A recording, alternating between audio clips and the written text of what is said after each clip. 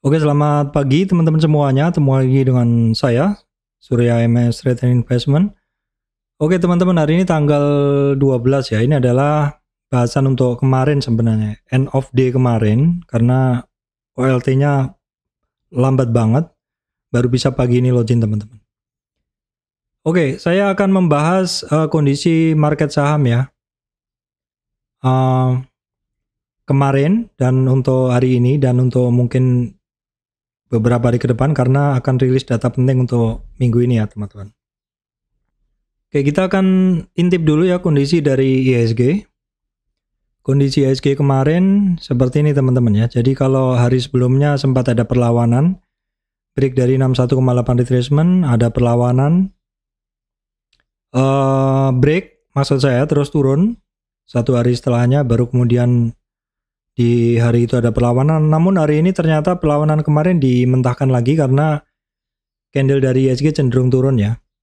Dan sekarang untuk support IHSG ada di 6850 ya. Kita lihat weekly-nya. Weekly-nya seperti ini teman-teman, sudah masuk ke harga tahun lalu ya. Hampir setengahnya. Kalau kita lihat ya sudah dalam banget nih koreksinya ya. Udah 4 minggu ini IHSG-nya turun terus. Baik teman-teman, kita lihat dulu untuk kondisi IHSG kemarin itu berdasarkan saham-saham penggerak indeksnya ya. Kemarin tuh closingnya turun 0,95%. Ya kalau kita lihat saham-saham penggerak indeksnya kemarin sebagian besar turun ya. Banking turun, TPIA turun, MMN turun, kemudian Telkom, Astra turun. Yang naik hanya brand. Ini apa jadinya kalau brand nggak naik teman-teman? Yang naik hanya brand, DSSA, BRIS, DCI. Tapi DCI di bawah ya. DSSA di bawah. Apa jadinya kalau brand nggak naik? Ini pasti IHSG-nya turun lebih dalam lagi. Kita lihat regional kemarin malam ya. Amerika itu mix. Terus hari kemarin untuk bursa Asia dan Eropa turunnya hitungannya cukup dalam ya. Oke, kita lihat dulu untuk harga komoditas ya teman-teman. Harga komoditas dulu. Kita lihat dulu untuk harga komoditas. Sebentar kita cekkan dulu. Ya, ini adalah harga komoditas crude oil ya. Crude oil ada kenaikan. Kemudian natural gas juga. Crude oil ada kenaikan, natural gas juga ada kenaikan.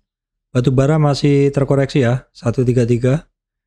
Kemudian emas mulai rebound dari supportnya 2290. CPO masih tetap. Timah konsolidasi di supportnya ya. Nikel pun demikian. Oke, kita lihat langsung lah beberapa saham ya. Secara umum saham-saham kemarin teman-teman, saham-saham itu masih pada terkoreksi lagi ya. Oke, kita akan lihat sekilas yang inti-inti saja ya. BBRI, banking masih belum jelas harganya di rentang bawah itu. BBRI, weekly-nya sama ya, weekly-nya ini mengkhawatirkan banget karena ada 50 retracement 4.300 ya. Kalau dari Fibonacci saya targetnya sih ke 3.800 untuk BBRI ya. BBNI, nah ini BBNI juga sudah mulai mengkhawatirkan kondisinya karena gagal naik di 38,2 retracement di weekly-nya ya. Kemudian BMRI juga turun di bawah supportnya ya, walaupun dia secara tren cukup bagus ya. BBRI, BBCA ini secara tren semuanya bagus, tapi BBCA juga koreksinya juga dalam ya. Kita coba tambah BRIS juga. BRIS masih ada perlawanan. Jadi overall sebenarnya untuk perbankan ini masih tekanannya masih kuat ya. Kalau kita lihat di sini foreign net sell net buy, BBRI itu malah asingnya tambah banyak masuknya, keluarnya ya. BBRI, BBNI juga mulai net sell lagi 3 hari ini. BBCA mulai net sell, BMRI juga net sell. Untuk BRIS malah net buy ya. Jadi mungkin teman-teman bisa perhatikan BRIS. Kalau teman-teman lihat berita terkait bank syariah, sepertinya teman-teman harus perhatikan BRIS dulu saat ini. Karena dalam 2 hari ini terjadi inflow asing ya. Terjadi inflow asing. Oke, kemudian untuk saham-saham perbankan ini secara umum memang masih masuk dalam saham-saham yang di continuous sell ya. Continuous sell atau dijual terus. Nah, ini teman-teman kalau lihat puncaknya saham-saham yang dijual sekitar 60 hari itu adalah BRI, Telkom, BCA, BMRI, BBNI, Astra. Ini saham-saham yang masih di sell asing ya. Jadi secara umum memang blue chip ini pada di sell oleh asing ya. Oke, kemudian update dulu untuk saham-saham permetalan ya. Antam, kita cek. Ini di weekly Antam ada satu trend channel dan ini sebenarnya berada di area support. Apakah akan mantul? Kemarin sedikit ada perlawanan. Sedikit ada perlawanan kalau dari weekly-nya ya Antam. Kemudian Inco juga koreksi lagi weekly-nya. Sama juga ya di daily-nya juga sama. Saya melihat weekly-nya untuk bisa mendapatkan gambaran yang lebih jelas. MDKA juga sama masih pada koreksi. NCKL juga sama ya. Oh ini NCKL ini yang ya ini NCKL nih teman-teman. Kemarin kan saya bahas NCKL bisa dilingkarin karena 4 hari ini 5 harian ini naik ya. Kemudian kalau MBMA ya NCKL MBMA mungkin teman-teman bisa lingkarin ya. Kemudian Harum sedikit ada perlawanan sebenarnya, cuman kemarin market nggak begitu bagus, dia balik arah lagi ya. Kemudian cek saham batubara ya teman-teman, Adaro batubara turun, Adaro juga dalam nih koreksinya. Ini boleh diperhatikan ya, koreksinya dalam.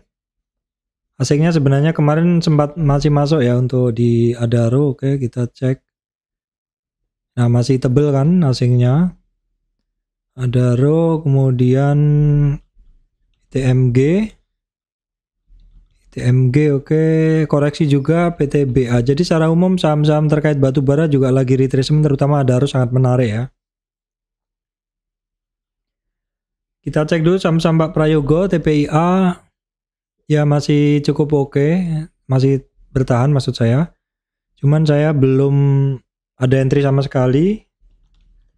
Oke, kita tengok TPIA cuan sama ketika kemarin habis naik ketemu resistan balik arah lagi. PTRO kemarin naik, sebelumnya naik tinggi dan sentuh resistan balik arah. Nah teman-teman, PTRO ini saham tradingan ya, jadi hati-hati, bisa cuan tapi bisa juga loss besar karena volatilitasnya tinggi. Harus tahu entry exitnya. Nah kemudian brand adalah hari kedua dia naik ya, hari kedua dia naik. Oke, kemudian kita cek dulu teman-teman. Secara umum ini ada sekelompok saham yang masih di net buy net sell terus ya. Di net buy net sell terus, kita akan cek. Oke, teman-teman, dalam 60 hari ke belakang ini banking ya. Terutama banking ini masih menduduki saham-saham yang di net sell. BRI, BCA, BMRI, BWNI seperti itu, walaupun day to day-nya mereka ada net buy-nya. Tapi kalau overall 60 hari ini asing masih pada posisi selling ya. Kemudian untuk saham-saham yang asing masih posisi buy mungkin bisa diperhatikan. Itu continuous buy ada di AMMN ya. Ini harganya AMMN kita bisa lihat per harinya juga seperti ini, dia masih net buy terus dan masih ini ya. AMMN, kemudian AMRT ya, AMRT, nah ini juga masih tebel asing masuknya. Bevin malah masuk ya. Mapa yang kemarin saya masukkan bahasan juga, Mapa asingnya ya, kalau kita lihat ke belakang asingnya masih banyak masuk ya, asingnya masih banyak masuk besar-besar. di MAPA, kemudian BRIS, SIDO, ADMR, MBMA, ACES seperti itu. ACES sebelumnya bagus nih beberapa hari lalu. Kita tengok dulu ACES. Nah, ini ACES bisa diperhatikan ya teman-teman. NJKL, MBMA, ACES. ACES ini saya lingkarin. Jadi dari sini kita sebenarnya dapat trading idea sebenarnya kan. Kemudian SSIA kita tengok, kemarin kan sempat tinggi, yang kemarin-kemarin terus koreksi. Nah ini habis koreksi dia kembali lagi, tapi sudah nggak sentuh resistannya lagi, retracement lagi. Kemudian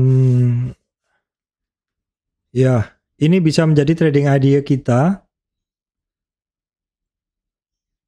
Continuous buy. Oke, baik teman-teman, saya rasa itu yang bisa saya sampaikan ya, bahwa sekarang market itu sedang menunggu data penting ya. Data pentingnya apa? Kenapa marketnya jadi nggak menarik seperti ini? Ya memang sedang menunggu data penting, yaitu ini teman-teman. Data penting yang ditunggu adalah data Amerika ya teman-teman, yaitu tingkat inflasi Amerika, di mana itu nanti malam ya jam 8.30, di mana kemarin udah saya sampaikan ya, kemarin udah saya sampaikan terkait NFP atau non-farm payroll ya. Kemarin saya sampaikan terkait NFP atau non-farm payroll, di mana non-farm payroll Amerika kemarin ya, non-farm payroll Amerika yang kemarin adalah mengalami kenaikan yang signifikan. Mengalami kenaikan yang signifikan setelah sebelumnya turun ya. Ini. Jadi non-farm payroll tiba-tiba naik kenceng. Ini mengindikasikan ekonomi Amerika sedang dalam ekspansi ya. Indikasi ekonomi Amerika ekspansif ya. Ekonomi ekspansif, inflasi bisa tinggi lagi ya, karena NFP itu adalah, kalau meningkat adalah jumlah orang yang dibayar itu lebih besar, lebih banyak ya.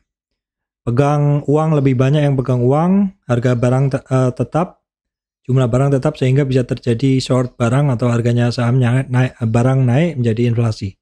Ya, ini membuat the Fed rate mungkin susah turun dan atau minimal tetap, sehingga USD strong terhadap mata uang lain. Sudah saya jelaskan di Telegram ya. Buat yang belum tahu, Telegram saya di mana, ada di sini. Tuh ya.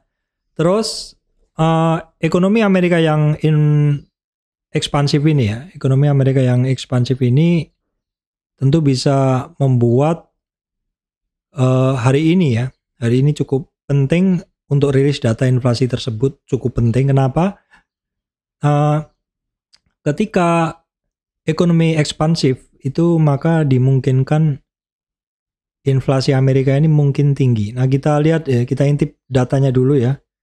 Tingkat inflasi kemarin 0,3, kesepakatan 0,3 dan perkiraan 0,3. Tingkat inflasi year on year, kalau di sini juga tetap sih.